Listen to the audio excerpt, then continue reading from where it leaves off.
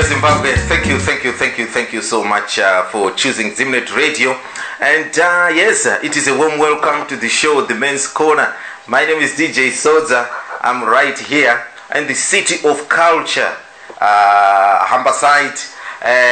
Chirongwaka chenyu che The Men's Corner chatinokupai musi wega wega wechina. It is indeed a pleasure having you here on the show, and may that continue. Now, ndisandaenderera mberi regai ndikwazise vandinawo nhasi vandiri kufamba nawo pachirongwa. Regai nditange na Chief Soswe. How is America today?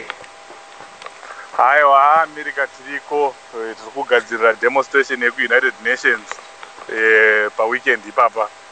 Can you tell? Kutongokoka vakateerera vari muAmerica kuti uyai tisangane tese musi weSaturday tichidemonstrate aiwa varida kuuya vari 70 vachipana nama 1500 pamunhu. Saka uyai takawanda tivaratidze kuti hatisi kufara nezvamuri kuita. Absolutely. Can you tell us more about this demonstration, where people are meeting and what it is all about? We are meeting at the United Nations as usual.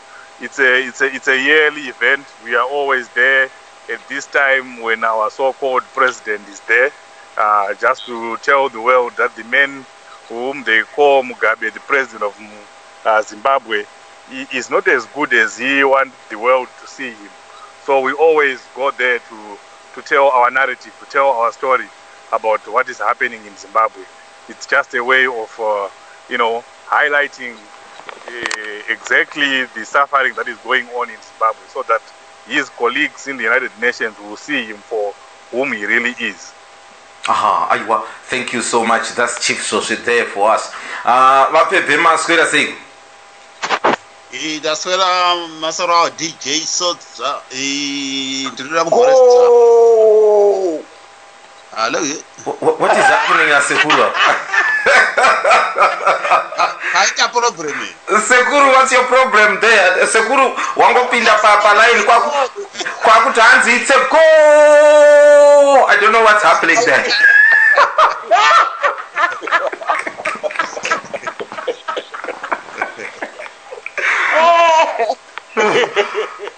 Sekuru, sure, you never cease to amaze me. Please hold on, Sekuru. Wafebe, please, can you continue?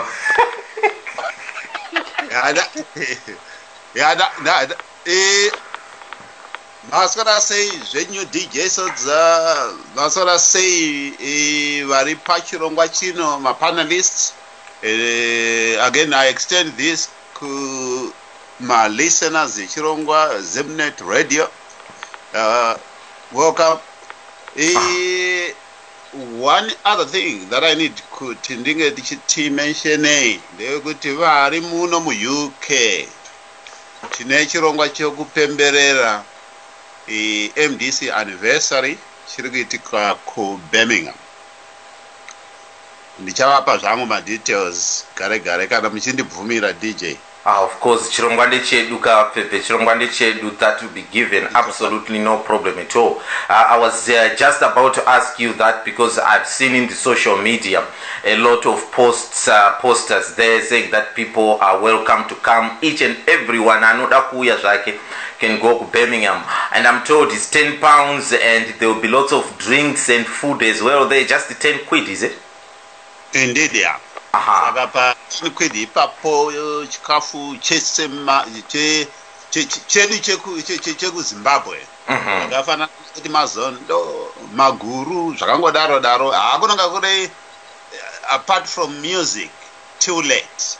Fabulous. And Sekuru is going to be paying for the first round of drinks for everybody.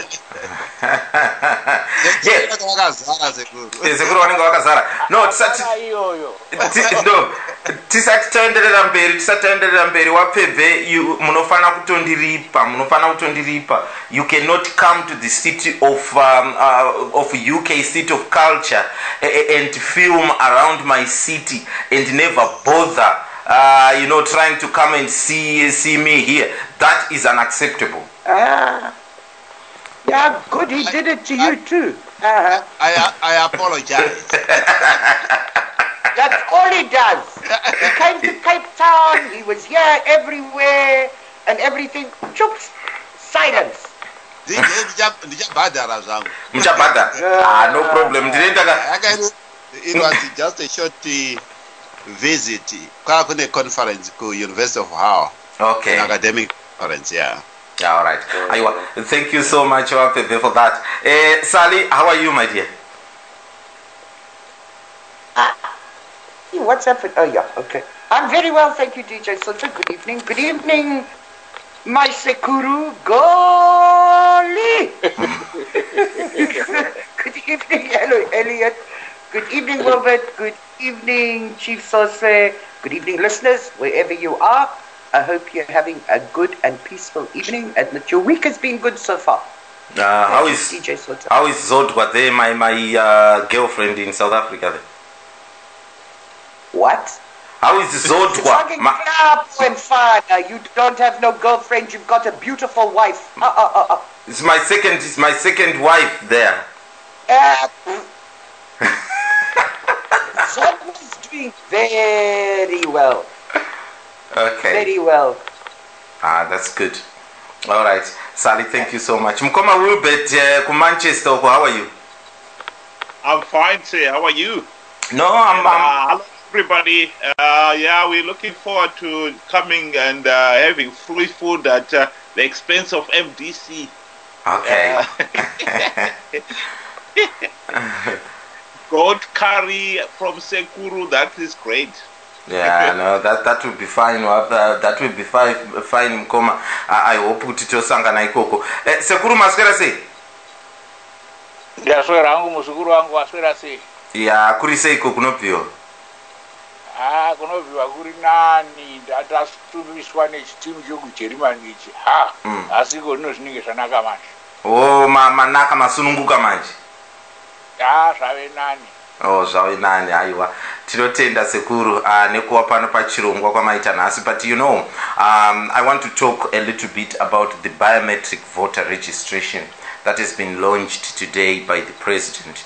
And but before I do that, I've got a very simple question I want to ask you guys. I'm confused, and I know that some people out there might as well be confused. You know, this so-called, I was hoping Kutuwamoyo would join us as well and try and explain to me. I don't know what is the purpose of ZANU-PF going around the country saying Kuti, we are going to this youth interface that they are going around the country parading. But to my surprise, all they are advocating there, they go there and they are exposing one another in these rallies. Are these rallies designed to expose one another, or it should be a podium to express their policies for the future? I'm told the schools were opened on Tuesday and people were in queues, you know, in banks trying to get cash for their children to go to school. These things are not mentioned at all in these so-called rallies. All they are doing is they are shouting at each other and exposing each other. Are these rallies, you know, there to expose each other, or is to sort of sell their policies out to people? I don't know what people, what's your take of this? Is it only me who is confused? No, you are justified to be confused, although I'm not confused. Oh, okay. Personally, yeah. The reason being, ZANU-PF has nothing to sell anymore to the people of Zimbabwe in terms of policy formulation. After 38 years, there is nothing that ZANU-PF can stand in front of an audience and promise them that they are going to deliver specific services which they failed to deliver for the past 38 years. But for your information, I mean, people like Robert Mugabe, though he's 94 years old, he's not a stupid man. And what this is, it's a strategy to divert attention. So at the moment, people are no longer, they're all talking about the infighting. They're talking about the speeches Mugabe. They're talking about the speeches Grace. That way there is totally a paradigm shift to the focal point, Yema problems, Yema Zimbabwean on the ground. So indeed, and it is by design and intent to divert attention. Right. Because I'm finding very confusing. I don't know.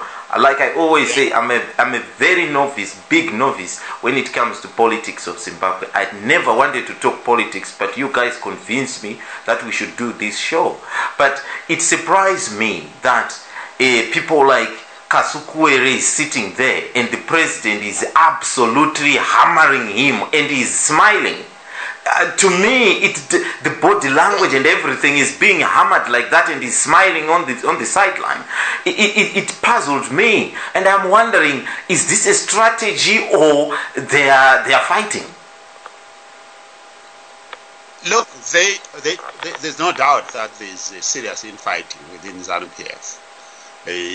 But ZANU-PF itself, it's like a couch. Once you are in it, it is difficult to untangle yourself from the couch, and this is why Mugabe is using that persona to make a sort of a divide and rule.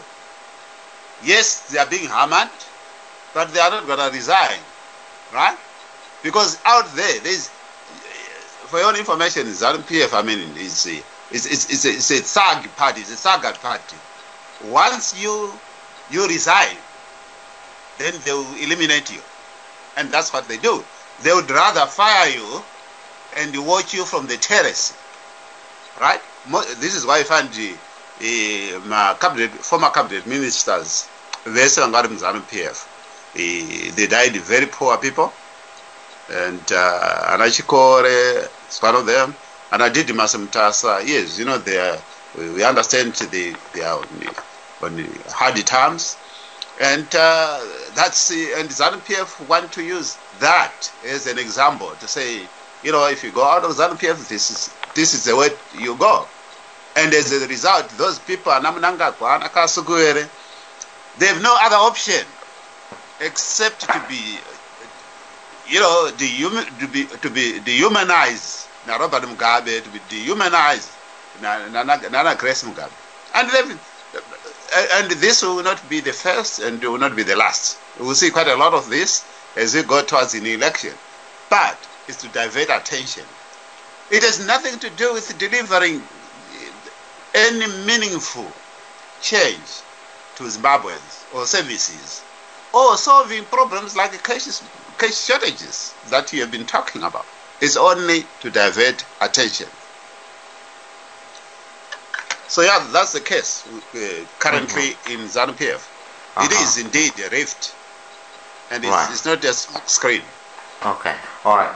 Thank you so much, Wapepe there. I don't know, Mukoma Wilbert, do you want to maybe enlighten me, someone who don't know, that if a party, what I know in the UK, if a party is going in these rallies, they want to showcase their policies, they want to showcase the good things that they will do if they are re-elected or if they are elected.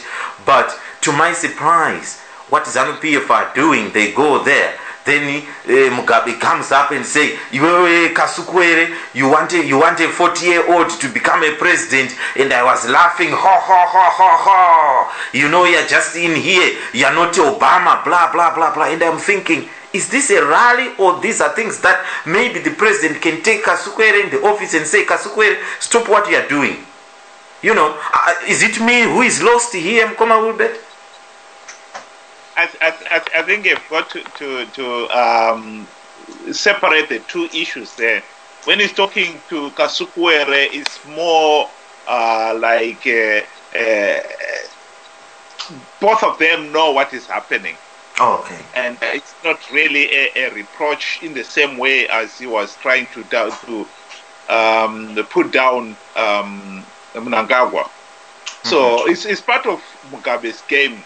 Mugabe has been very good at blaming everybody for what has been going wrong in the country. And if you listen to his speech when he opened Parliament, he was saying ministers and MPs are useless and they should be removed come next elections. You know, what he is good at is blaming everybody else. But if people do not seriously look into it and ask themselves, okay, you are the one who has been appointing some of these people. Yes, he has had them in cabinet for the last 37 years, and they are useless. And you have been appointing them for all those years. Surely it's you who is the problem. I really liked the Harry Truman when he was president. He had a sign on his desk that says the buck stops here. You know, and I wish we could have a president who also takes responsibility for his failures. In Zimbabwe, the buck does not stop with Mugabe. He passes it on to everybody else is to blame for what has gone wrong. The country is in a mess, and he still thinks that he's the only one who is capable of running the country. That is the sad reality in Zimbabwe. I agree with you. It's a sick soap opera, which is really sickening because the country is burning, and Mugabe is spending all this time talking about himself and his party and their own quarrel they have in their own party and so forth. You know, without any regard at the suffering that is happening in Zimbabwe. That's very interesting. Sally, what's your take on this one? Do you think these people are meaning it? Should these be rallies? Or, I don't know. I don't know what to call them, honestly. I don't know. Look, you have to understand ZANU-PF, you must give up trying to understand ZANU-PF. Okay? For a start, how do you have youth rallies with a 94-year-old man? It's a joke, isn't it? That finished me, okay? Listen, Mugabe is showing his power, his control. He can stand up in front of 1 million people and degrade, dehumanize, insult, whatever, threaten whoever he wants. And they will still be there. Because why? He knows that they owe him everything. Even the toilet paper that they wipe their behinds with is paid for by Mugabe. That is how he has been able to control the people, the elite in ZANU-PF for all these years. He allowed them to be corrupt. In fact, he encouraged it. Because he knew the power that he had. And now he's showing you the power that he has and the control that he has. He can do what he wants with those guys. And you know what? They're all going to go like puppy dogs. Okay? Not one of them, I'm sorry, not one of them is a man. They, whatever tomatoes, okay, he holds them in a big bag and he jumps on them every now and again and they all sit there. That's how it is. That's ZANU-PF. Okay. And it doesn't surprise me at all. Not at all. Not at all. Okay. Thank you so much, Sally. Sekuru. Yebo. Sekuru, can you enlighten someone who is politically, who don't follow politics and is just seeing these rallies going about? And, from my point of view, like I said, a rally is where you go and showcase your policies and what you're going to do and what you're going to change. Sorry.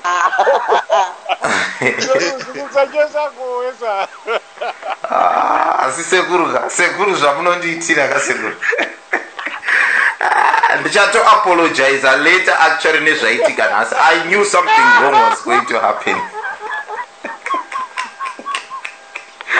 Sekuru, chimbondiudzai sekuru kuti ngeiko vanhu ava vari kuti woenda kumarali aya wotanga kuti ndaidzwa muzukuru ndipindure uto ndandakateerera iwewe. Ehe, pindurai zveni. The issue is mu-government mega mune protocol. If you look at these rallies, Zimbabwe nemayouth yake nemayouthis, you find kuti ana vice president vanenge varipo, vanani vanenge varipo vese ngereshenga dzezanu, ma-ministers, all the ministers will be there. Ne-protocol yavo nemahierarchy yavo inozikanwa. But when it comes to talking in sequence, you find that the only two people who are allowed to speak is Mugabe and his wife. Now, when you see those things happening, that is what the dynasty is all about. Mm-hmm. Because under normal circumstances, Gracie should speak much earlier than the VPs. Because in the chair of Women's League, if it is protocol, it's unfair. But they don't do that. Because one, the aim of those rallies is to manage a revolt irimuzani because Lacoste. Lacoste has gone away with the war veterans. But game yachoga is the Congo manager that only. It is also intended to show power, kuti Mugabe ude power, nomukadzi wake. Kwete vamwana isu vanozvidivezana havana basa. And then further to that, it's also intended for the opposition, like Pepe said, to sit there in awe and be mesmerized to vanozofotewa sei vakanikikira vakapesana kudai.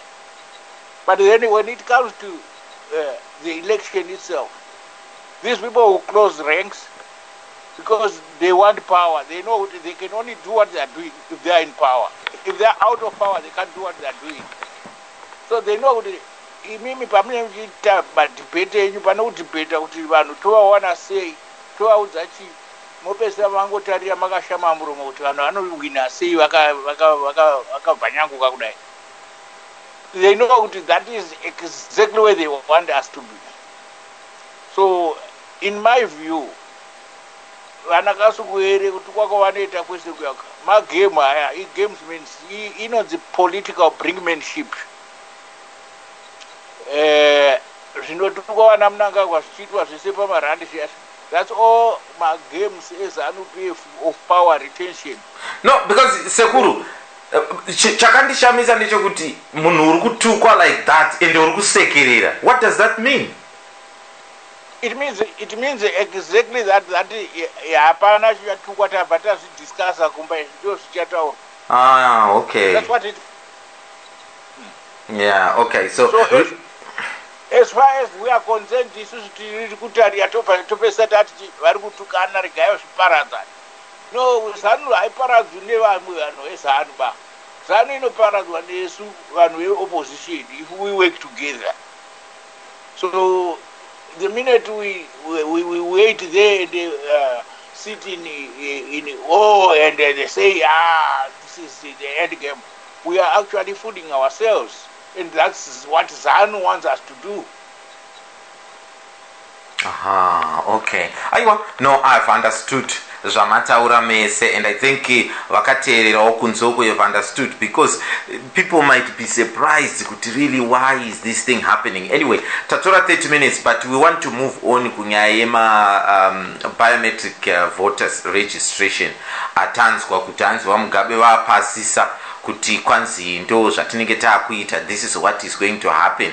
And Sally was sending me a message saying that apparently people will be paying my $10 and all that.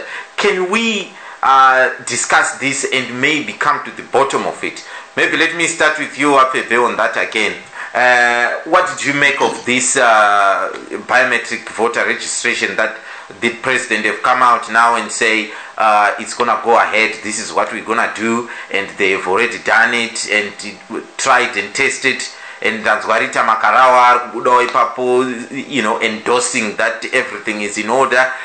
We have got money to sustain it and to do all the registration and all the necessary improvements that are needed, ready for the elections.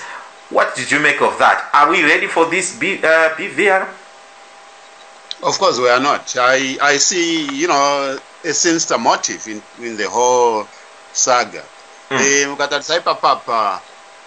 are supposed, they haven't even trained my trainers. And trainer in the provinces. How can Rita Makarawa say they are ready? There is no training that have been rolled through all my provinces and then cascaded down to the constituencies. Mind you, we are talking about these registrations at a polling station level. And you'd assume that you should have thousands and thousands of people having been trained to carry out that registration exercise. And that hasn't been done. Yet, the registration is supposed to start today, and then ending the 15th of January 2018. The problem ZANU-PF, this is why Mugabe will not announce the date of an election well in advance. They wait when they think they are at the upper hand in terms of rigging. That's when they will then announce the date for the election. And we know this is exactly in pursuit of that approach in all the previous elections. Because what happened? Why won't they announce it will be the 20th of July, for example? I'm told that they said we are going to announce that after the 15th of January next year.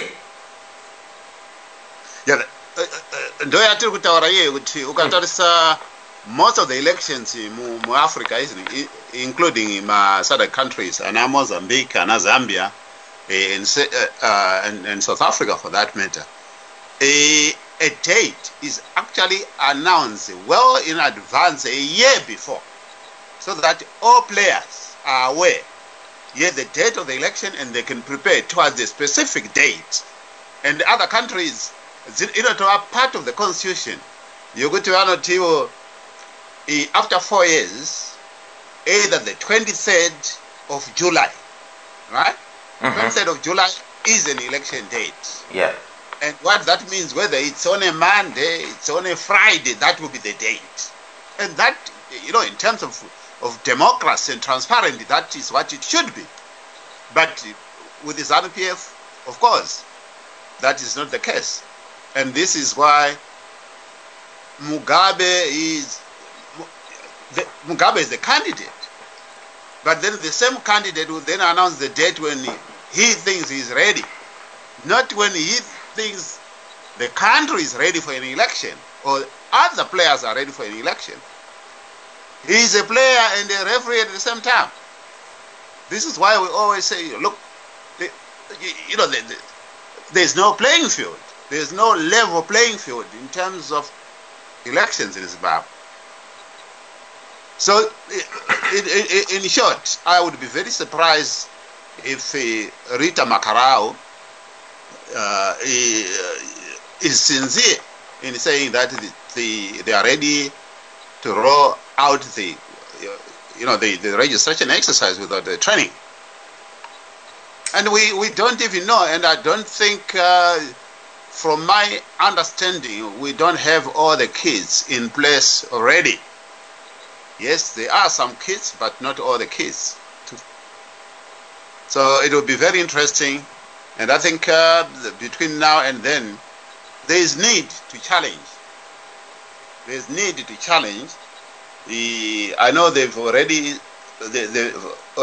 we already have caught challenges in terms of the cutoff period of the 15th of January. Yeah. Because what will happen if people have not been registered after the 15th of January? You know, and they're saying if you register after 15th of January, then you are no longer going to vote, which I think, you know, it is unacceptable.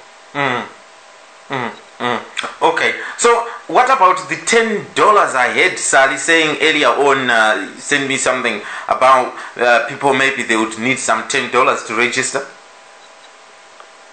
Right. I don't have an official position on that. I took it to say the money is for the ID registration, not the voter registration. Right. But I will verify on that.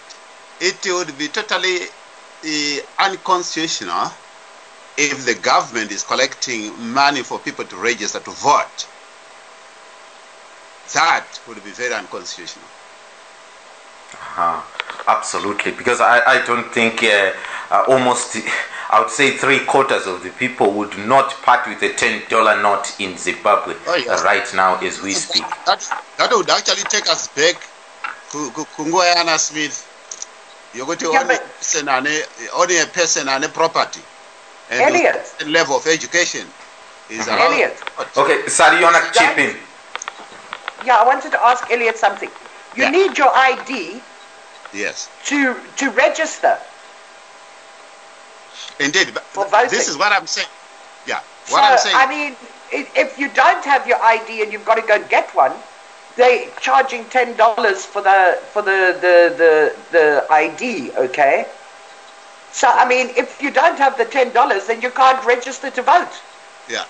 Sally, it has always been the case that it was actually in 2013 it was $5, right? But it's the registration for the ID is not for everybody.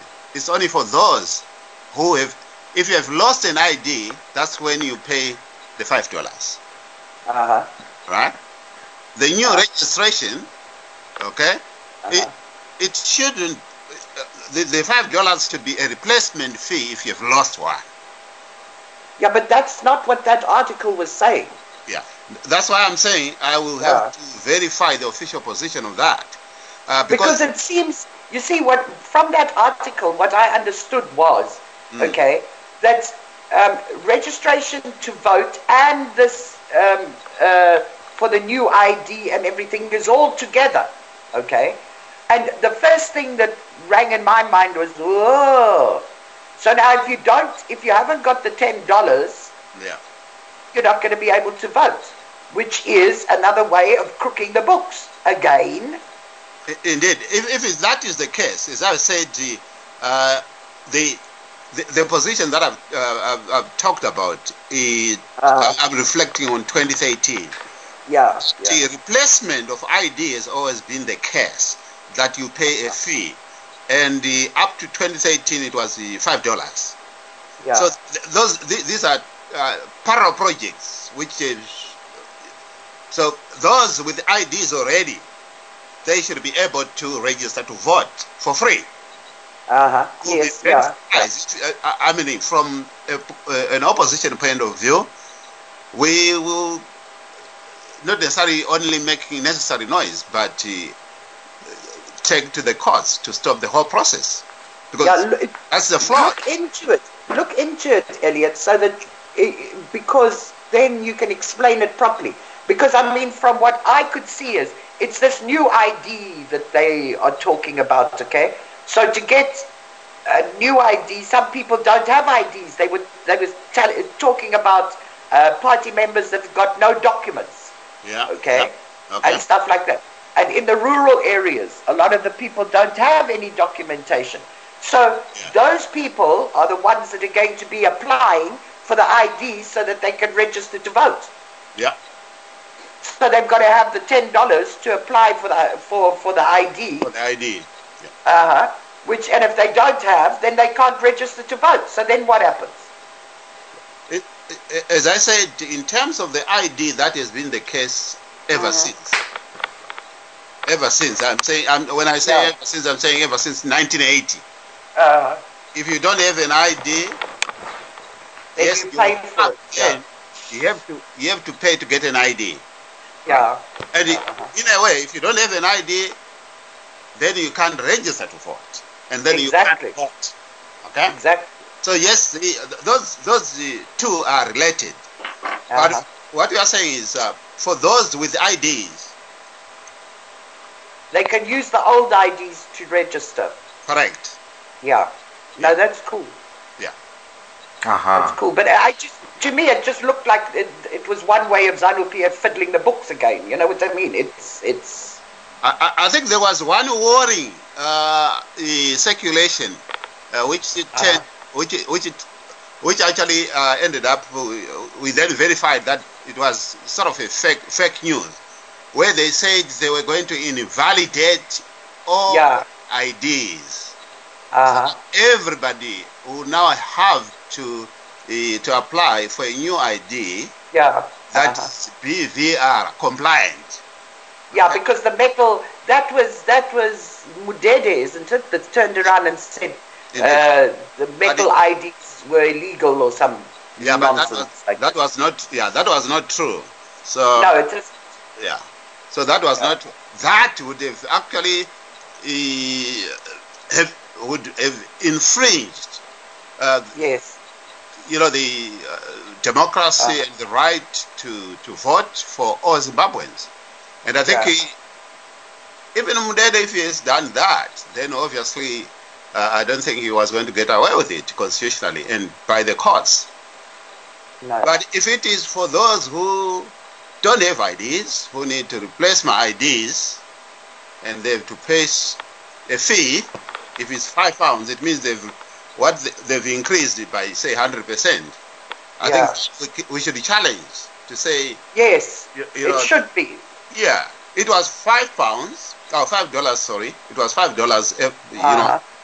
It has been $5, and if they are increasing to $10, you know, they need to justify why they are increasing to $10, right? Exactly, and why announce it at the time, at the time of registration for voters? Yeah. Why wasn't it announced at the beginning of this year? Yes. Okay. Why announce that now? Yeah. And even though, I mean, where are they going to get the $10? Even if you've got money in the bank, you know, the banks are not giving money. There's no liquidity in the, you know, in the country. So there's again, as I've said, let's revisit. I'll give you full information.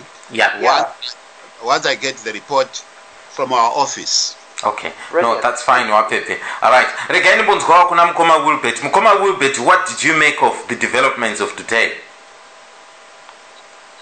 I think the issue that probably some people are missing out here is that we've known that we're going to change the system to this new system since 2013 elections.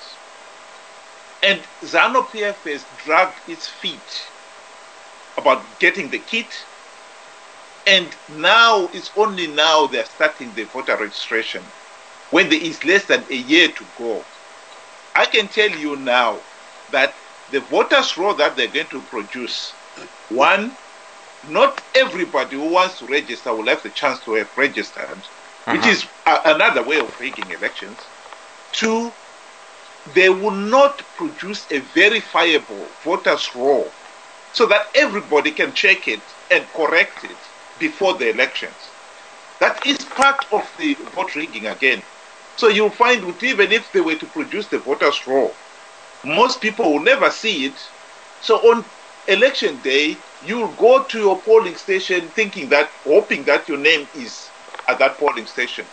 It may be in the general voters' roll, but the polling station that it is you're registered, you're supposed to vote in is different.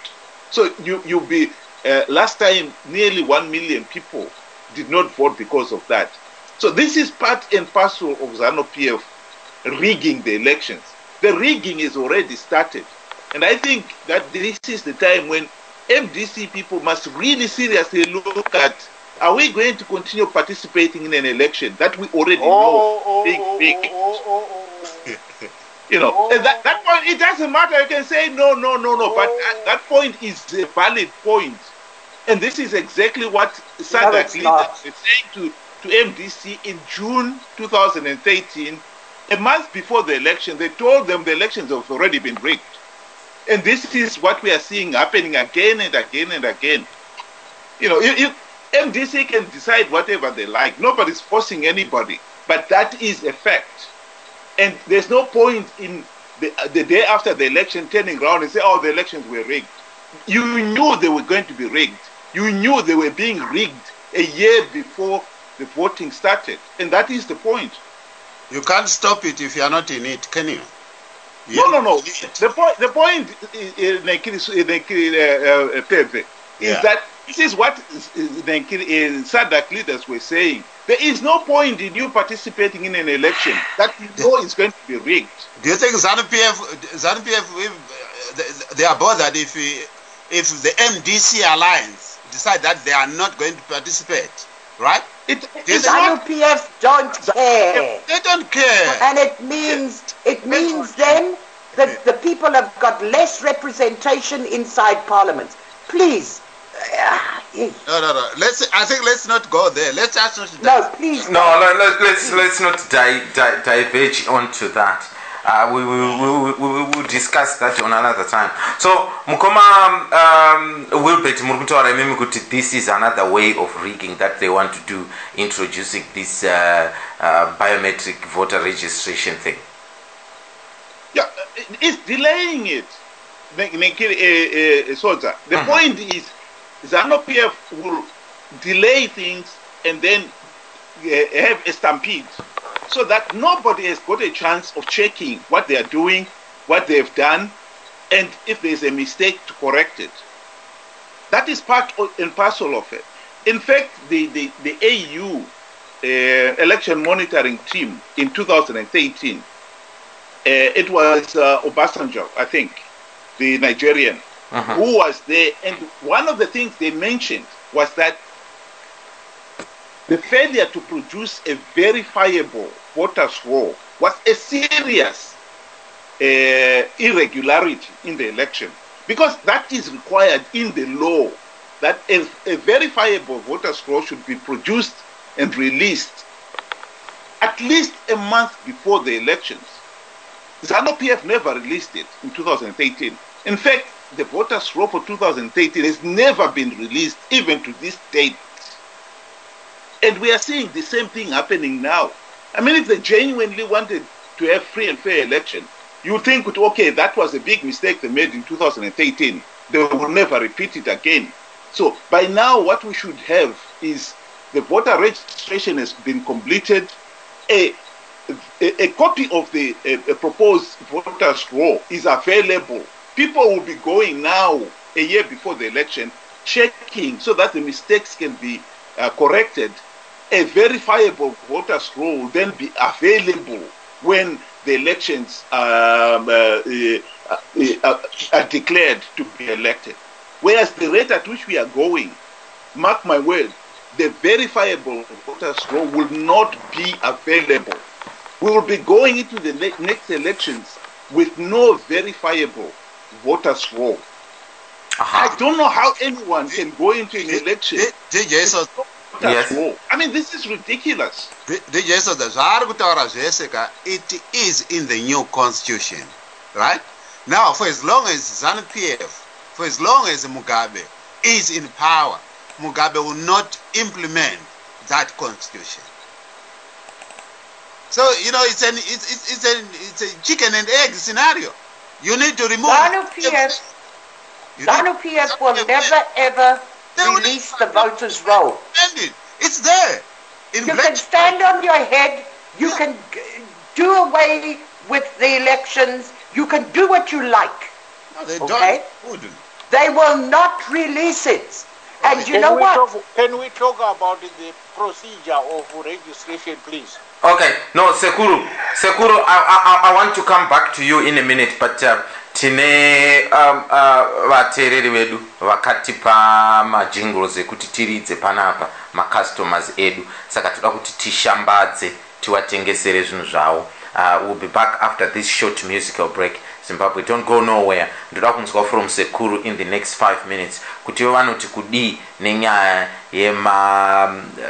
voters roll, biometric voters roll registration yaitwa launch nemutungamiriri wenyika muHarare nhasi kuti ndo zvatinenge taakuita izvo. Wakatsigirwa naRita Makarao kuti aiwa, everything is in pipeline and everything will be ready by January next year, and the president said that it is at that time after January when he can come up with a date of when the elections will be held next year.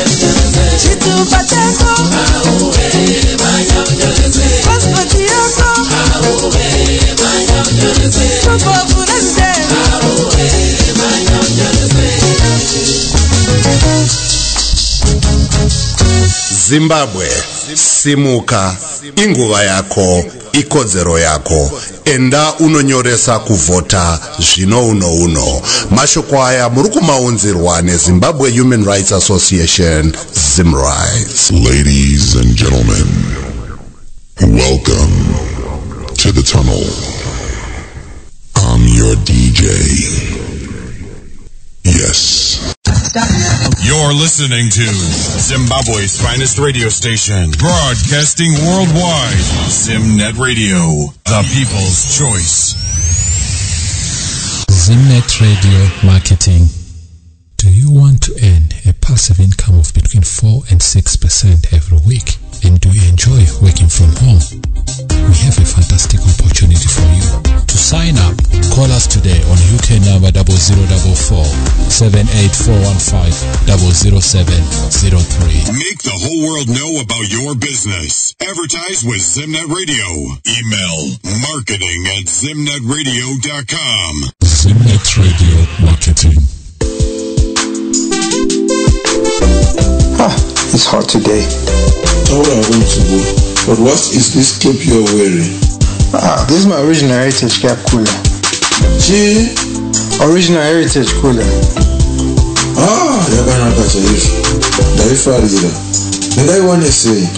It's easy. Just visit ogstore.com to order one cooler. ogstore.com. That's right, OGH Store. They deliver worldwide. Original Heritage, your #1 African clothing brand. For more information and to see some of our products, please visit www.oghstore.com.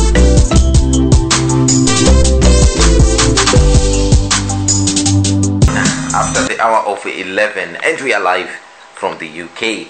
We are just talking about the biometric voter registration that the president has launched in Harare today, saying that he has been shown how these biometric voter registration is going to work, and he thinks it's superb, and he's gonna go for it.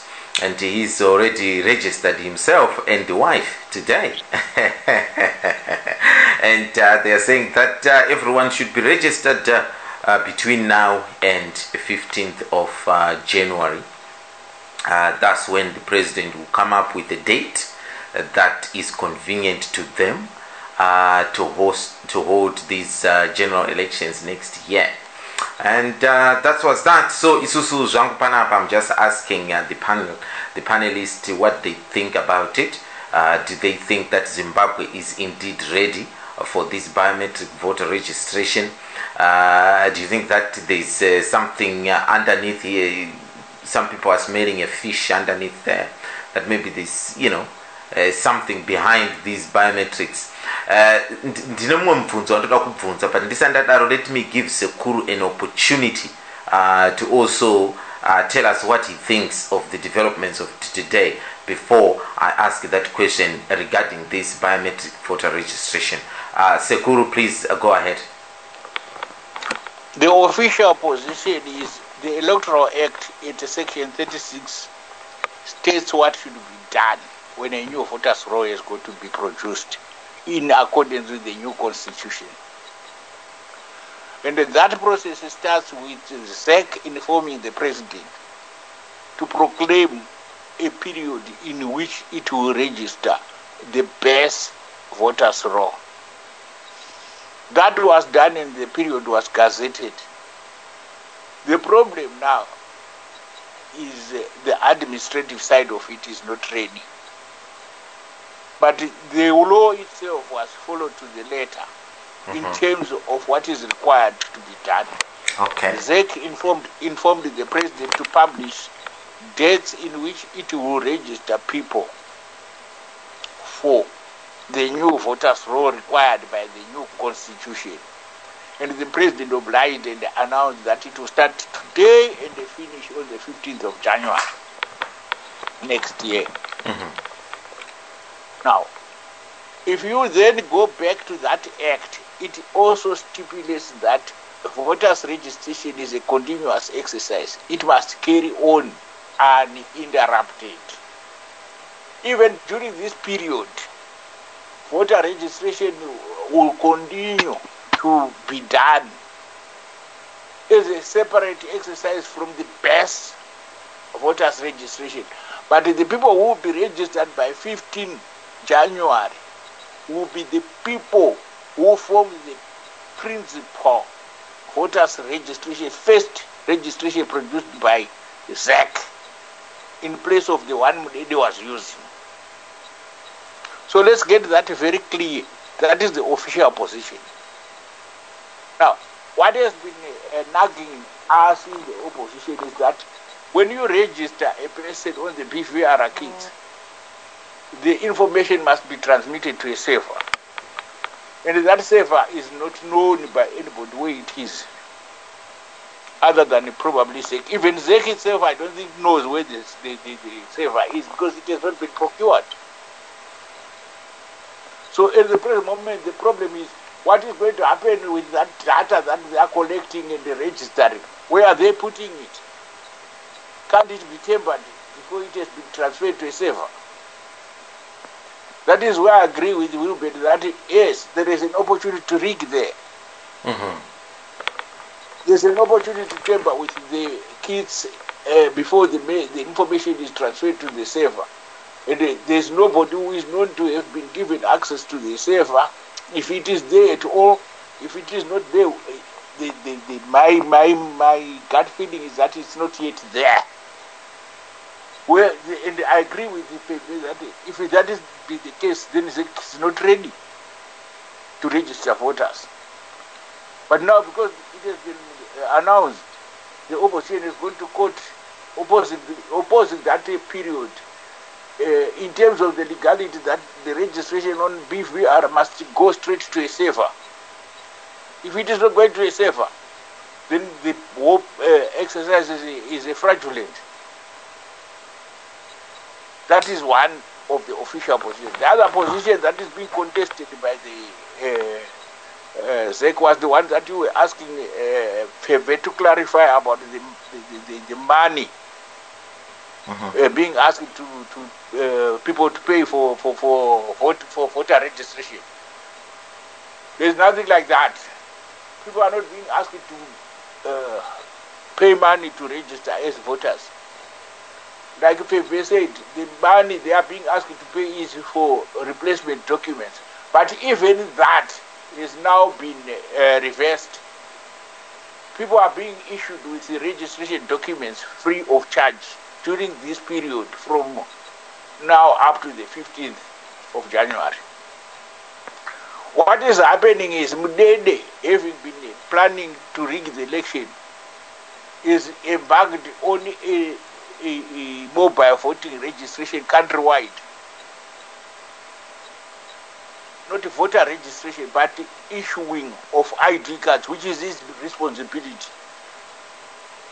Mudede has been doing this to coincide with this period so that he will then have an influence on what goes on to the register, because the people who come to register for elections or to collect their IDs, to get their IDs, will be getting them with the intention to register as voters. And therefore, as soon as they are in Mudede's office, they are now captive for ZEC, sorry. They are now captive for ZEC because they are at the same place at the same time. So what we are saying here is the metal ID card is going to be useful, the old metal ID, and the polythene one is also going to be useful in voter registration. Mudede can replace your card, your metal card, if you so wish, to a polythene one. But only if it is scratched or something like that, the details are no longer legible. But if you want to use your metal ID card to vote, you can still use it to register to vote. And that is the official position. As of today's date, Monjora has already announced that they have managed to convince ZEC to register people they've managed to convince the registrar's office through ZEC to issue replacement ID cards and new ID cards for free during this period, so that everybody who wants to vote is not denied by money the right to vote. So that is now water under the bridge. Right. Okay. Thank you so much, Sekuru, for clarifying one or two things there. But I want to come back kwa Muri wa Pepe about this biometric voters registration. Who suggested this? The BVR was I would say even the opposition. Of course, it wasn't the idea AHA ruling party to go the BVR, but the reason why we suggested the BVR was that we wanted to modernize. Wanted a system that actually would eliminate ghost voters, because as you are aware, since 1980 we've been having these ghost voters, which ZANU-PF have been using in terms of to rig the election. So yes, in line with the modernization, voter registration and election in Africa and globally, yes, we suggest BVR. The good part of it actually leaves an audit trail that you can actually force the court to have print out or to access to see whether anybody is tampered with the same. I think we saw this Kenya. This is why the Supreme Court was able to nullify the presidential elections results in Kenya, because of audit trail, and it was very clear. It's easy to pick up those irregularities if it's purely digital. So yes, we suggested that, and this is why we are also monitoring it. I'm just wondering, Kuti, when you suggested this BVR, was there any defense or any resistance from the government, or they took their time to assess it and now they are kind of hijacking it completely? The government was not interested. Of course, they were not interested to change system, which they've been using, in the past to rig the election successfully. But again, the defense was that they didn't have money, as always. But I think somehow the pressure coming from the opposition, pressure coming from also other players in terms of civic organizations, in terms of external pressure, forced the ZANU-PF government to finally accept going the BVR. But I think, of course, we know the ZANU-PF might also have hired some consultants, probably Anna Nukov, because we saw Nikov actually bidding for it, right, to do the BVR management. So they might have been, been convinced to say, no, even with the BVR, it is possible to tamper with the data at the other end. And this is why they wanted, at all costs, Anna Nikov engage manager behind the scenes. But we cannot rule out that, Nicodemously, Nikov might still be, behind the scenes. But we'll be monitoring it. So yeah, ZANU-PF wasn't keen on it, but eventually I think this is where we are. And it is up to Zimbabweans, the opposition, the NGOs, and also SADC to make sure that all the processes of the project, of the BVR, are followed in line with the SADC principles, in line with the African Union Charter of Democracy. So yes, aiwa no pari kunzwika because zvinenge zvakangonaka kuti tinzwisise kuti zvinhu izvi zvakabva kupi izvi and all that. So the idea for this suggestion was to make it a better and transparent system. So someone might ask, why now are you whinging about it? No, the opposition, we are not whinging about it. We are whinging, we are actually challenging the process. Because if you remember that earlier on ZEC was engaging the opposition, right? During the tendering process. And there were a period thereafter, for reasons best known to ZEC and the government, that they were no longer engaging with the opposition. So this is where we have been challenging. Initially, we were happy with the process. Initially, we were happy that they were following the agreement of the stakeholders. But of course, where we are now, things like the time given, which is from now to January, that sort of framework was not agreed by the stakeholders. And it's not clear to say on the 15th of January, what happened to those people who then registered after the 15th of January, right? No, on that one, it's clear in the Act. The Act says the people who will be registered between the proclaimed period will form the basic unit of the voters' roll, right?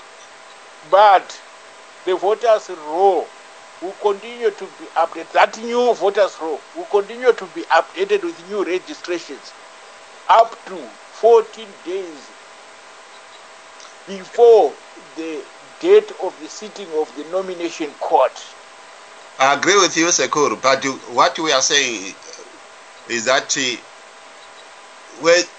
whereas the Constitution or the Act says one thing, we know that ZANU-PF is always, violated those acts. Yes, that is what we are challenging in court now. Because if you say we are challenging the period because it was not agreed, it conveys the wrong message.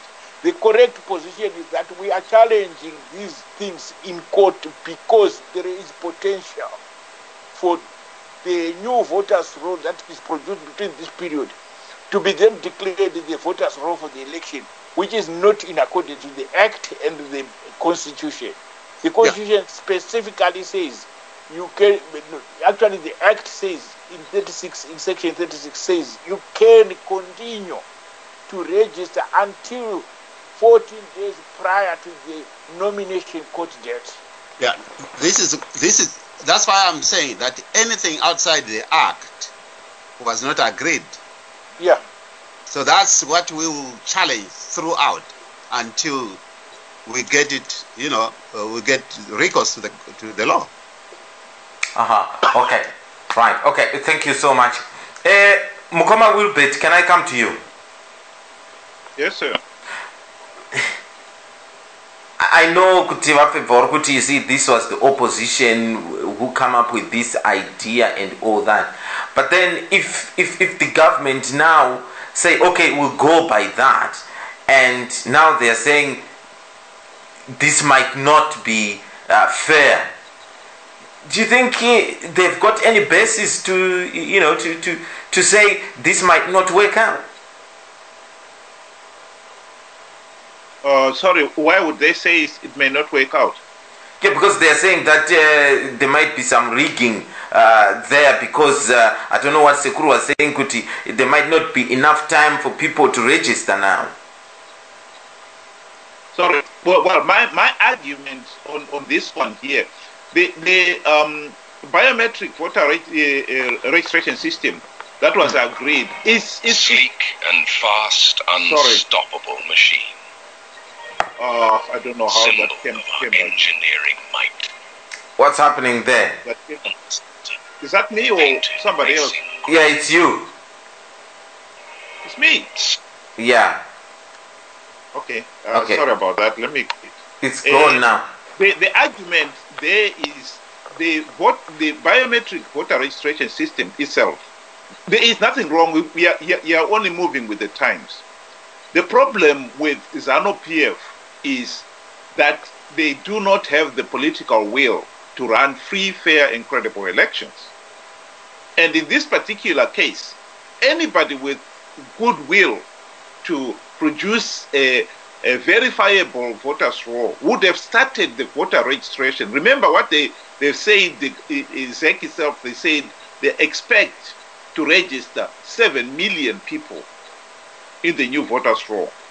Now, you would think you would give yourself enough time and people also enough time to register and make sure that everybody has got the opportunity to register. But they deliberately delayed it until now. Now they're giving themselves 4 months to do the registration, to register all 7 million people.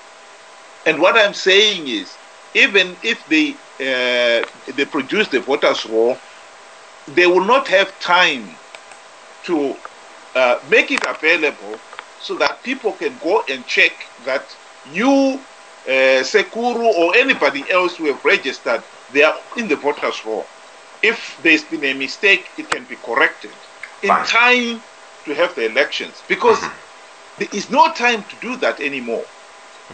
And yet that is a part of and parcel of free and fair elections.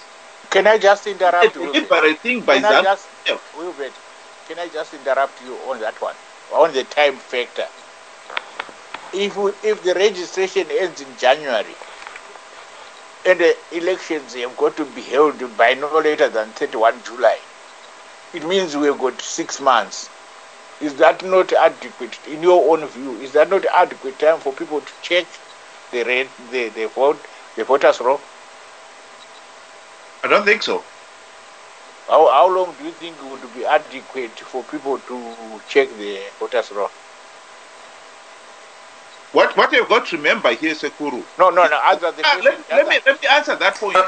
Yeah. What you've got to remember here is that this is a new system that you and me may not have the facilities to check, because it's a biometric. So you've got to have the opportunity to go where that facility is for you to check.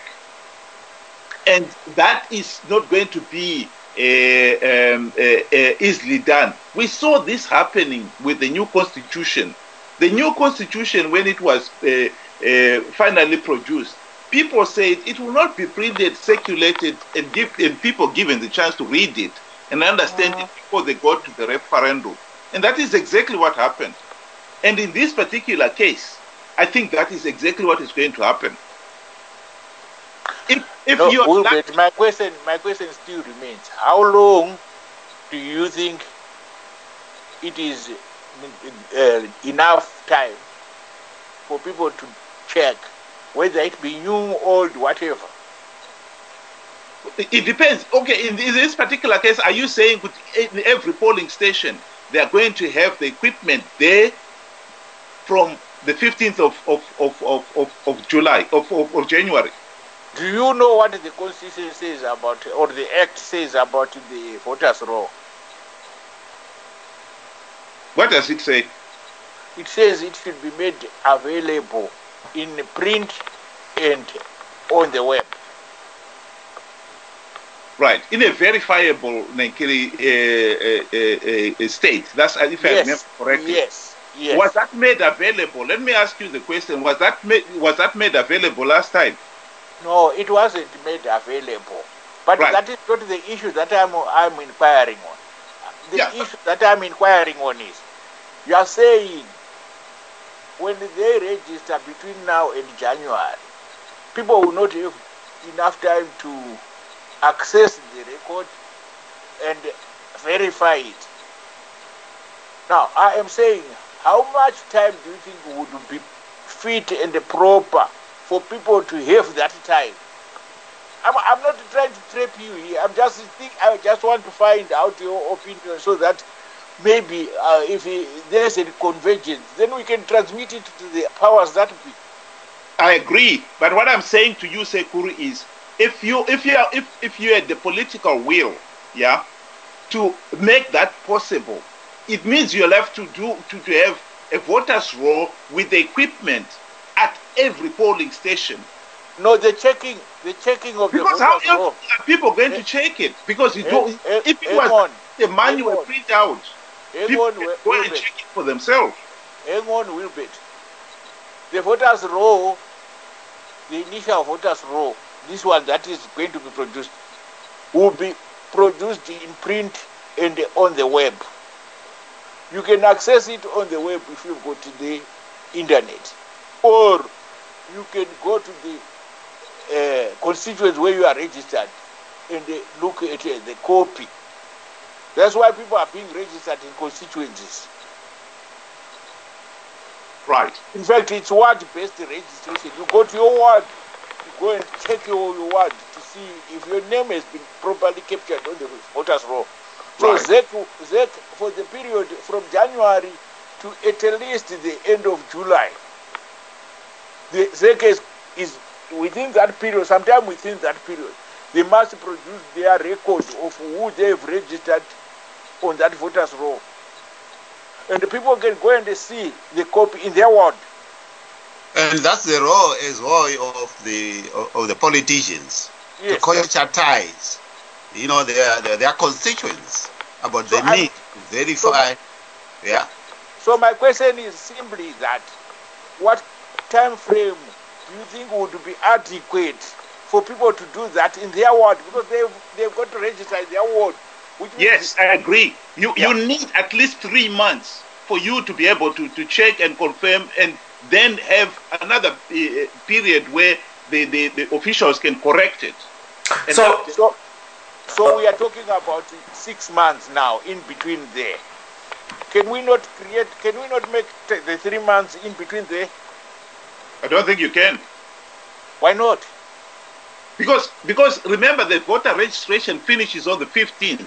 So they've got to go back and then sort out the data. No, and then they don't bring have to it sort back. out anything. No. This is digital. How sort out what? No. Let me tell you, the system itself is not connected. You do not register, and it's put on the server on the same day. But exactly that is Wilbert, exactly the point that Pepeo has already made, that I emphasize, that I don't know whether there is a server already.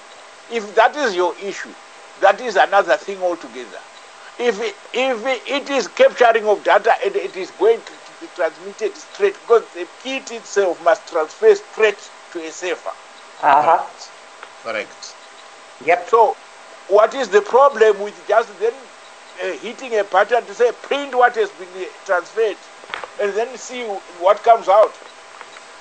How long? They are not supposed to fiddle with any of that data that's on there, because it goes in the minute somebody puts their hand onto the fingerprinting thing, that goes into the system and onto the server, and nobody is supposed to fiddle with the server. The problem is that there is no record of the servers being set up.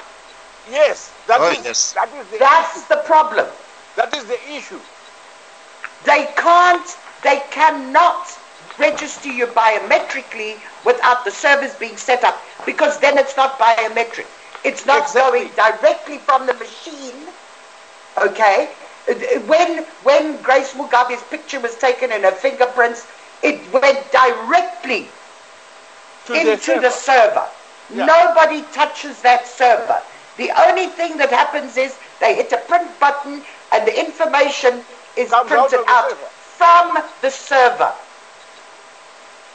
Right. That's so, it. So are we agreeing that these biometric voter registration are going to make our elections there in Zimbabwe at least free and fair, if it works correctly? Elections will never be free and fair. They will be credible. That's all. Okay. That's even Sikuru. If you've got Nikov, if you've still got Nikov behind the scenes, I can guarantee you that they found a way to diddle that system. I'm telling you now. But that's what we are saying. We wanted to improve the credibility of the elections by monitoring who is accessing that server behind the scenes or in the front line. Look, Nikov, you're forgetting what Nikov is, okay? Nikov is a subsidiary of Mossad. Mossad is almost like a secret intelligence of Israel, okay?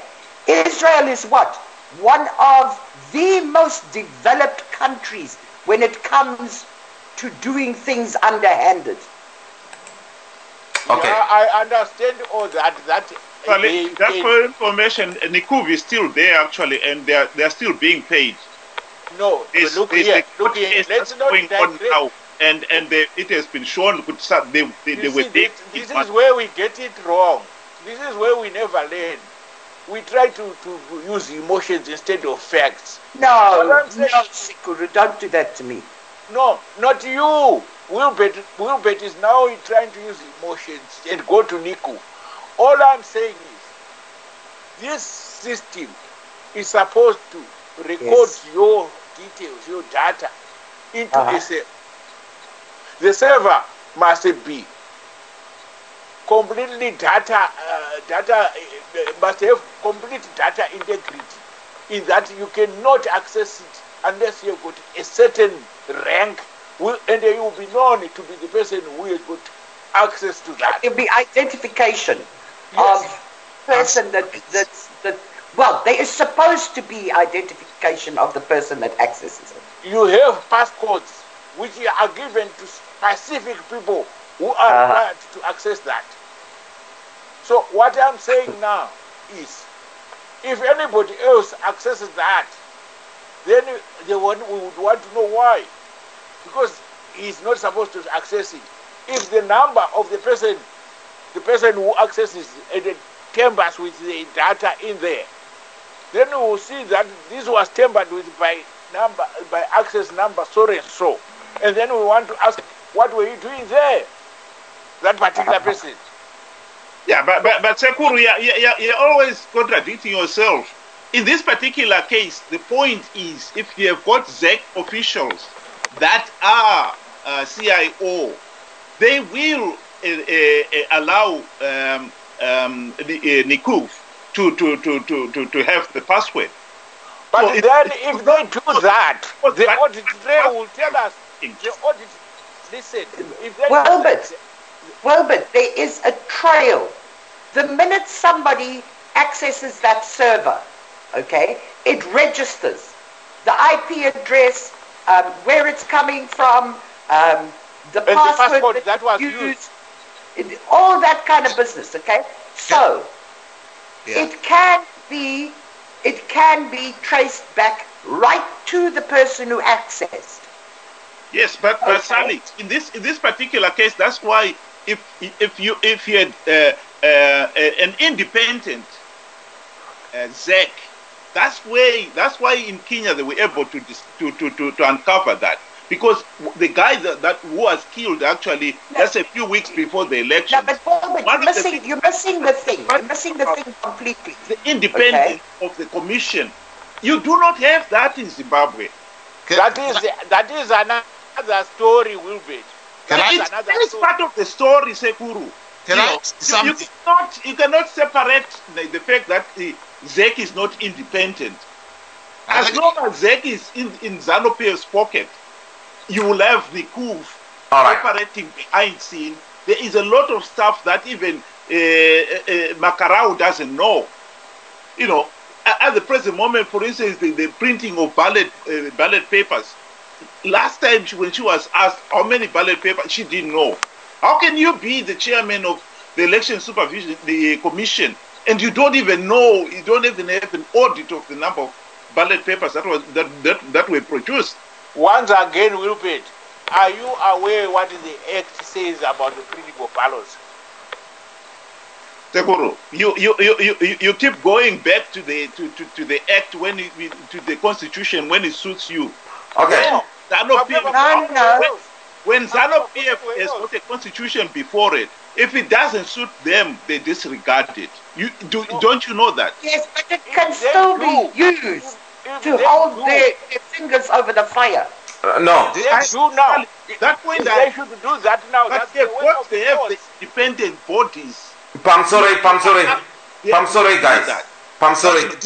Did I add something in terms of the way it works? I think you remember our greatest worry. I know you've posed the question whether BVR it's foolproof in terms of rigging. The answer to that is no. It can be manipulated like any computer application. Yeah. But at least when everything is digitalized, there is an added advantage. You could panasara an audit trail, because when the people will be accessing the data, passcodes, access rights, and those access rights it depends with what you are accessing. So of course there will be somebody who will be in charge, like Kenya, with that person who was killed. And they are got the highest access right. So within a system, you can actually set access right by group. Now, what that means is it is whatever change is done in a management system, there will be an audit trail, and you can run a report to see whether it was tampered or not. This is how they were able to dictate it in Kenya. But our biggest worry, I think you remember, the company manager, Laxton, this Chinese company owns Laxton. Ndoyaga win at the tender to supply the kits and to manage the BVR. And I think you remember recently, I think about a month or two, I got a problem between Laxton and ZEC, in the sense ZEC wanted to do a second tender for the management system, for the database management system. Yeah. YEPA-Seva, which Laxton, we didn't expect this Laxton, which is so transparent, but Laxton, based on most of the process were agreed upon. At the end, Laxton got to know this is not what was agreed, right? And we are not do that, right? And they are not going to allow it, right? Because I'm sorry guys. Regain to miss any ndingai teshunge pana. Tetyo mashoko maskira se. Taskwera makadini wo mose. Ayo tinofara shoes. Petra. Hayi swere pa. Ndangoti regain voice or 2 cents dzangu. Yes, what do you make of these BVRs? Yeah. Nakuti ndambonzwa ameno yandateerewo imwe program yanga iripo makusenano ndikati nyaya yemaseva yanetsa. So saka inini I'm not saying ndiri IT guru, aiwa handisi hangu, that's not my area. Asi pane zvandakaona kuno zvemaseva. Pane mukadzi wechi-Indian anotorana matherapy ndetukavhura clinic yako zviya, anorana masevers pamba pake. Saka she is able, unomutomufonera kuti create email ta zvakati, blocker ningita so. So with that nezvanandichiteerera, I was like, until the day my opposition parties, especially MDC, really knuckled down and vanhu vari behind them to say enough of your nonsense.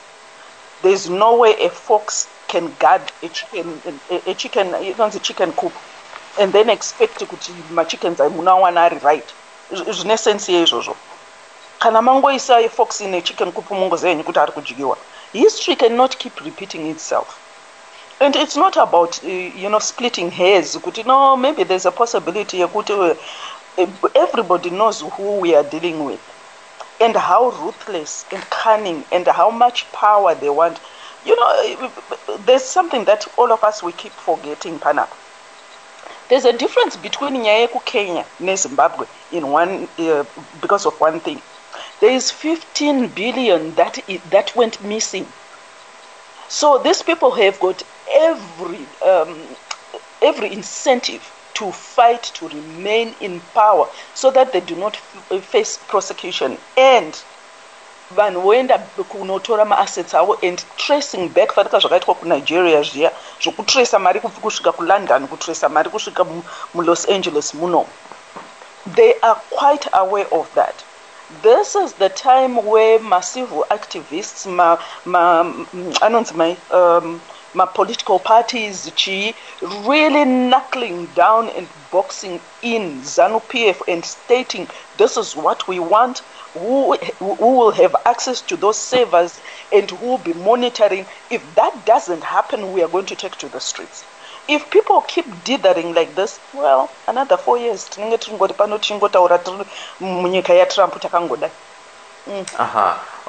I don't know. Do you have anything that could be done other than what has been done now? Because there is a court challenge on that issue. Munoziva kuti chivate zvara MDC nyangwe nhasi tikanovhura ma-political parties mamwe 10, MDC has got one thing in its favor. It has got solid the backing yevanhu right to the grassroots than any other political party. Kugara nekugara, MDC has been able to mobilize vanhu vavo muma streets.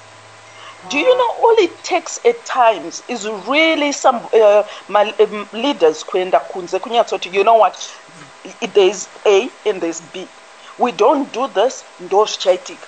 I do appreciate kuti Zimbabwe is really difficult, really difficult kuti uite zvatiri kutaura izvozvo. Nokuti isusu people could say, oh, you're in the comfort of your own homes, it's okay for you people to do that. But here's another thing.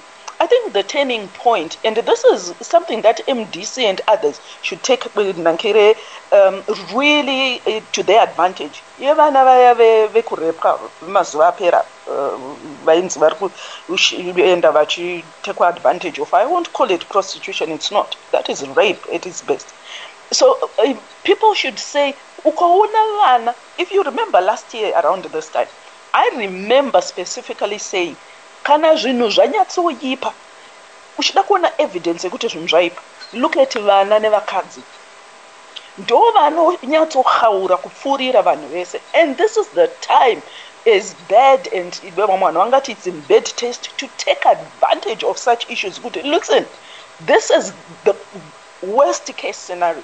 Ukaona munhu akuhaurawo zvokusvika pakutengesa mwana we10 years, things are bad.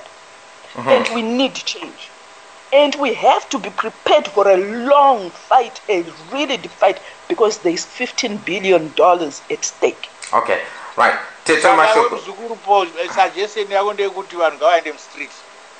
You know, people have to do what they have to do now. No, be frank. Just be open. Iwewe suggestion yakuti MDC must mobilize people to end them street. Right. I'm going to give you an example, Batesha. No, Teto Mashoko, they pass straight answer there because from going to the streets, if there is Biafra war and it's Nigeria, how many pama websites vanhu vamuri kuona videos achitumirwa vanhu vachinzi endesai United Nations, people making as much noise. And you know what, Vatezvar, this is the time yekushandisa those young Turks vari MDC, vari political parties, kuti vabuditse strategy of boxing in ZANU-PF and really hitting them where it hurts. Akuna mari yezvino, akuna exposing them as much as possible and making it impossible for Ivo kuti vabude vachiti, oh, this is what we are going to do. There are so many ways of skinning a cat, and I'm sure with this leadership, especially these young ones, do what you need to do. Streets, using social media, doing whatever it takes, and discrediting ZANU-PF instead of making my jokes about things like that. and humiliating them and really screwing them for all that they have. All right. Can I just respond to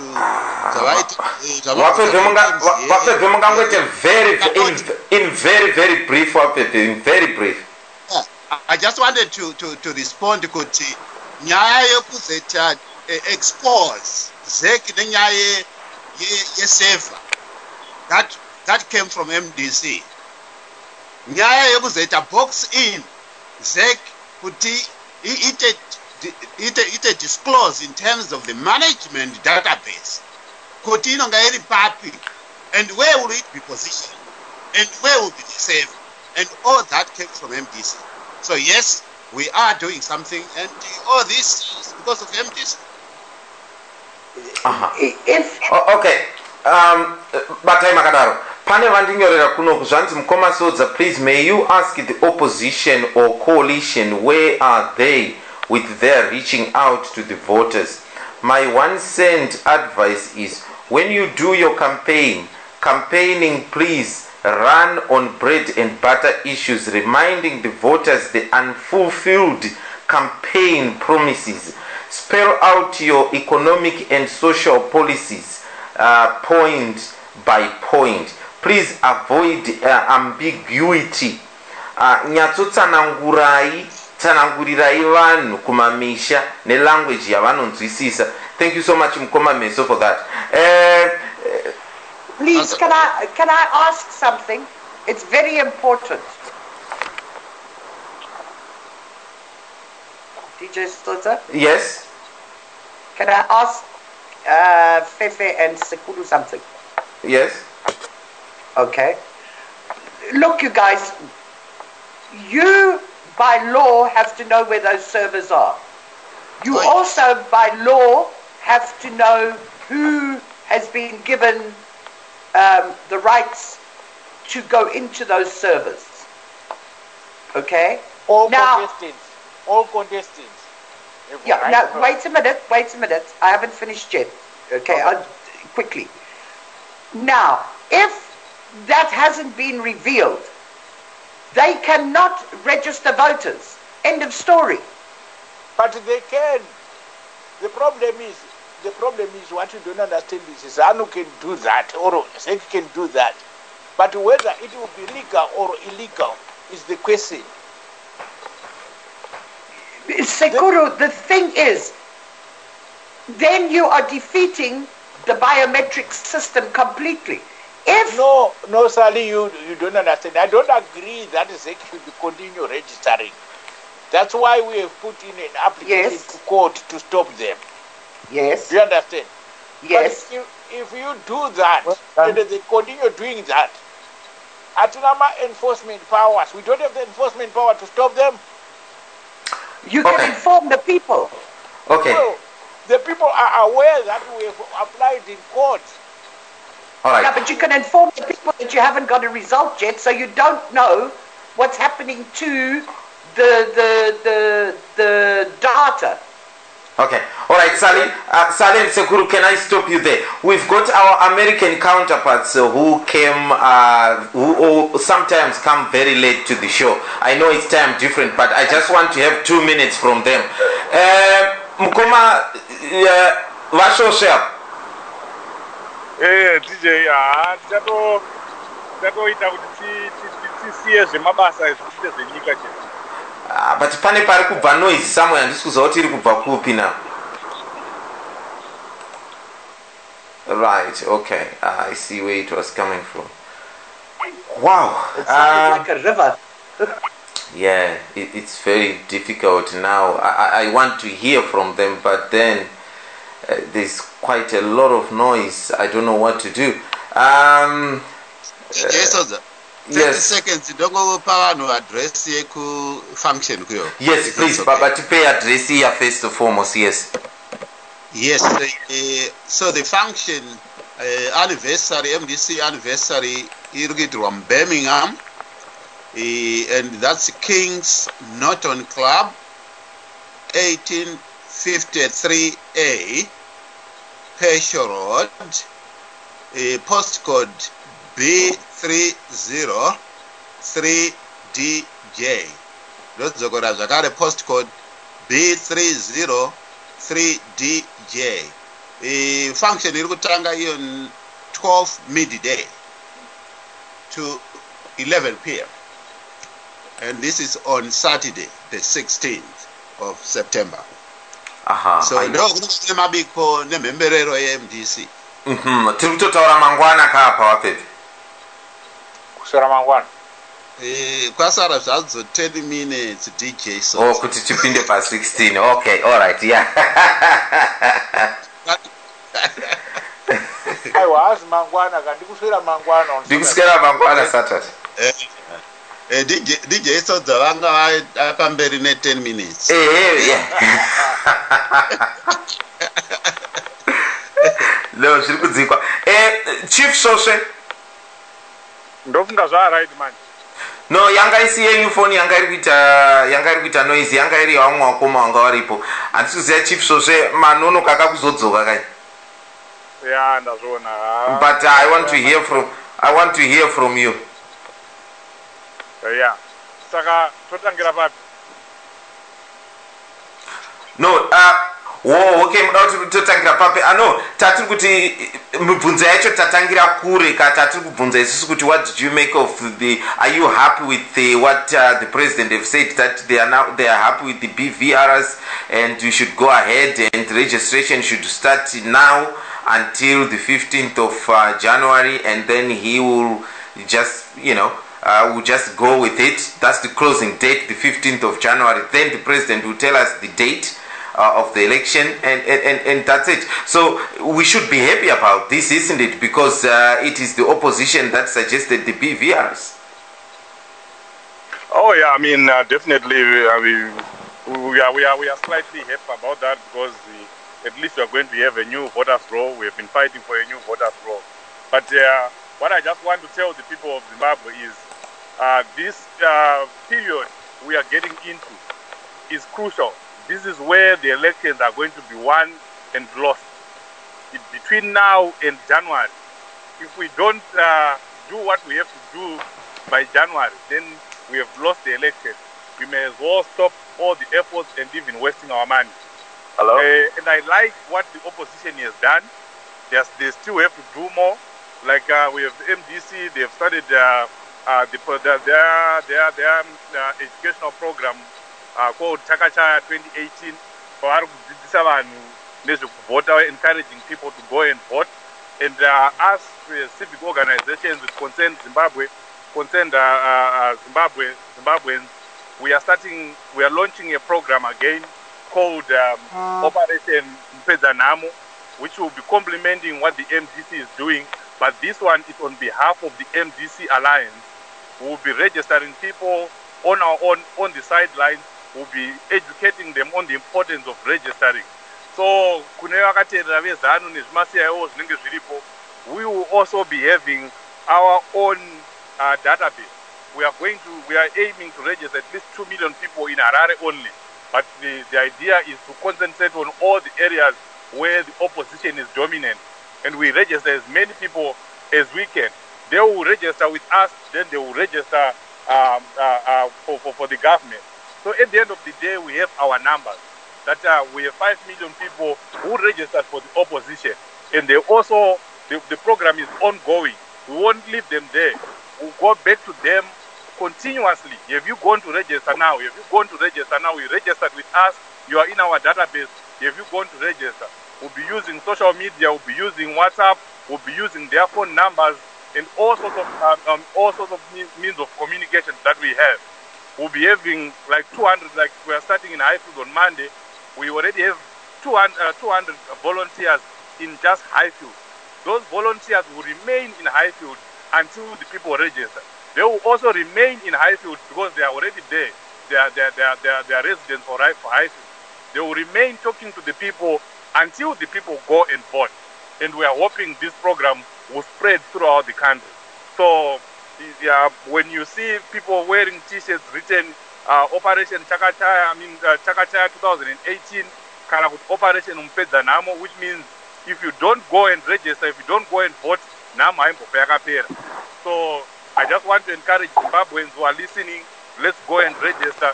And those in the diaspora, importantly, those in the diaspora, let's make use of this period. Particularly now Christmas, let's plan to go for Christmas and also to go and register, and then save our money to go and vote before October. We have the time. Holiday, let's go to Zimbabwe and register. As an organization, we are also going to launch in South Africa and Botswana a program called Go Home and Register campaign. Saka vari kuBotswana, vari kuSouth Africa, tiri kuuya ikoko takamboita program iyo ine MDC ye Go Home and Vote, tiri kuidzosa zvakare, so that we all go and register. Sometimes as Zimbabweans, we rig ourselves out of these elections. These last elections, 5 million people registered to go and vote, but only 3 million ended up actually voting. What happened to the 2 million? So that's what we're trying to avoid this time around. We have an eligible voter population of over 10 million. Let's register those 10 million. Even rigging yacho yezanu, inonetsa if we all go and register and if we all go and vote. Their fight is to encourage voter apathy and discourage people from voting or registering. But us as opposition and us as people of Zimbabwe, we are saying let's go in our millions to register and let's go in our millions to vote. All right. Okay. Thank you so much. Mukoma tafadzwa maswera seiko. How I wish sometimes you come 2 hours before we finish the show. But anyway, go ahead. No, I think our main points they've actually been. Okay. When I was listening, I think I felt my counterparts, Sekuru, sometimes one is a little bit defensive on some of the points that Zurzauro. And I think people are concerned and they don't want a repeat of what happened in 2013. And I think as MDC, we should listen to what people are saying and really go back to the drawing board and say, Sally said this, Mama Wolf said this. Are we sure we have these things covered? I think sometimes, especially Nasi, I felt Mama Wolf, one of my points, Angari, valid, especially when it comes to the period of time here voter registration. I honestly don't think 4 months is enough to register 7 million people. And we have to look at skeptically, Kuti. 4 months to register people, and then kuzo inspect the voters roll, and then to the normal election. And like God said, this is a new system that has never been used before. And so I would say, Kuti, that's the rigging process here, because 4 months is not enough. It should have been, in my opinion, maybe 6 months. And then another 6 months or maybe 2 months they will verify kuti voters vakaregister zvakanaka here vanhu vachiinspecta information yavo another maybe 2 or 3 months. And then after that the political parties they can start going to inspect. So I would think this whole process should have been at the very top or minimum about 10 months, in my opinion. Because 4 months, oh God, that's the rigging process here, Totanga. And I would feel, Kuti, MDC has to take that to court and say 4 months is not enough. Or go to ZEC and say 4 months is not enough. I think we need to challenge that. Okay, so you disagree as a group up to 4 months is enough. You think that at least 6 months of this registration should be allowed for people to do? Yes. I feel, Kuti, 180 days was needed Kuti one register, not 120. It's not enough, honestly. Okay. Kondo aiwa rega ndipindure inini ndadaidzwa kuti ndandichivharira. Pindura zvenso. Vakuru muzukuru wangu kakuti counterpart yangu here. Tawanda. I didn't do that. I didn't defend anything. Actually, I am the one who was prodding Wilbert to suggest a time frame that he, in his own opinion, thinks like what you've done. I never defended anything. Okay. I said, tell us in your own words. Then he was trying to tell me something else, and I was turning him back and say, tell me exactly what time frame you think is okay. Up to now, I don't know. He hasn't even stated that time frame. Right. Yeah, can you so 1 minute? 1 minute, DJ. But no, Seguru, but do you think 4 months is enough time? No, I don't think anything is enough in Zimbabwe. I don't think anything is enough. I think what true. Not everything is enough in Zimbabwe, but I think we have to take a position about EOO periods. And but make it clear. Did you hear me tell you that a court application has been made to challenge this process? So is it to challenge the period or the process? To challenge the legality of the proclamation, its period and the consequences. Okay. Then exactly. That's where I was going. All right, Mkoma Tawanda, you want to say something? Yeah, just another solution to the problem raised by Mkoma Tafazwa. We are cognizant of that. But this is another solution that we have come up with, that we are trying to come up with. That if we register, suppose we register 2 million people in Highfield with the programs that are there that I have described. If we have MDC Alliance people or opposition people, 2 million in our database, and those 2 million people end up not having time to register. We end up only having 1 million people registered in Harare. When we know that in our database we have 2 million people. Ndopanotangira nyaya yese ipapo. Kana chitobhondoka ipapo. That's part of the strategy. But that's where it is going to go. Because if you have the numbers, you have the evidence. And then you don't have the evidence, you don't have the numbers. Even OAU, even SADC will not help you. Okay. That's the reason why these programs are being launched. So that at least we'll be having something that we'll be having in hand. Now, yeah. So we are not going to go to that election if our people are not registered. All right. Time is not enough. Yeah, okay. Okay, guys. I think thank you so much for participating on the show. Thank you, Seguru, for that clarification. Okay. All right. Thank you so much. I'm also very happy for Sekuru that fortunately his team managed to beat some Division 1 team from Germany. So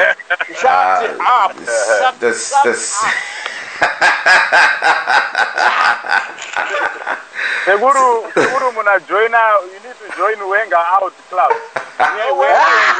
Did you see how happy our supporters were today? Did you watch the game? Susuma Wenger Out supporter Bofara is they were saying Wenger out of the Champions League into the Europa, and we took them there. Today there was no poster Wenger out. There was only happiness. Sekuru is living in denial.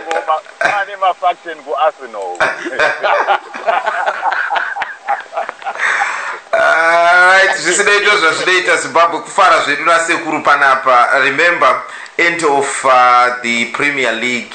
I think the Premier League is going to Manchester, and Sekuru thinks it's going to London. Any team in London he thinks is going to win, and I'm saying any team in Manchester is going to lift it. So we shall see who win that one. Probably that will be after the general elections, or before the general elections in Zimbabwe, won't it? It will be in May. I don't think we are going to hold these elections before May anyway. It will be sometime July, August, September next year, I think. No, but anyhow, it can't be after 31 July. It can't be after 31 July. No, unless the parliament has been convened and they've re-registered something.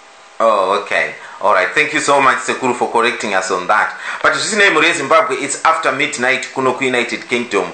My only wish is for my American counterparts to come on show a little bit early next time, at least an hour before we finish. please guys, I know that you are at work and all that. Can you just ask your bosses that you are going to discuss something very important about Zimbabwe? We'll work on it, DJ. So don't struggle. Tell them we are in the trenches. Tell them there's a hurricane coming, you need to go home. Alright, for those that are going to Birmingham, ku MDC anniversary there, enjoy yourself. What they do? Yeah, don't forget Sekuru is buying the first round of drinks for everybody. Oh, that's lovely.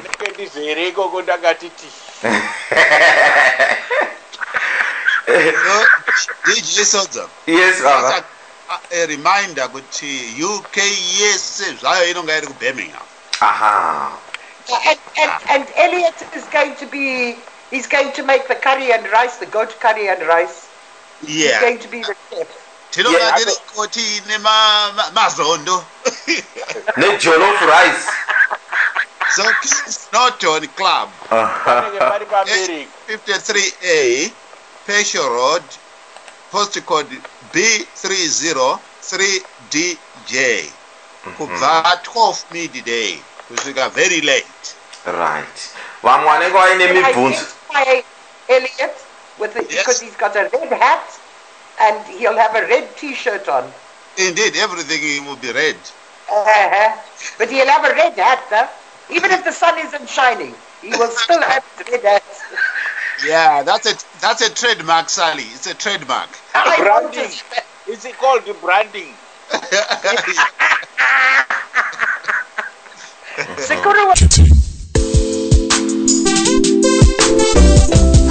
It's hot today. But what is this cap you're wearing? This is my original heritage cap cooler. Gee? Original heritage cooler. Yakanaka chaizvo. Ndaifarira. Ndaiwana sei? It's easy. Just visit ojstore.com to order one cooler. OGHstore.com. That's right, OGH Store. They deliver worldwide. Original Heritage, your #1 African clothing brand. For more information and to see some of our products, please visit www.oghtstore.com.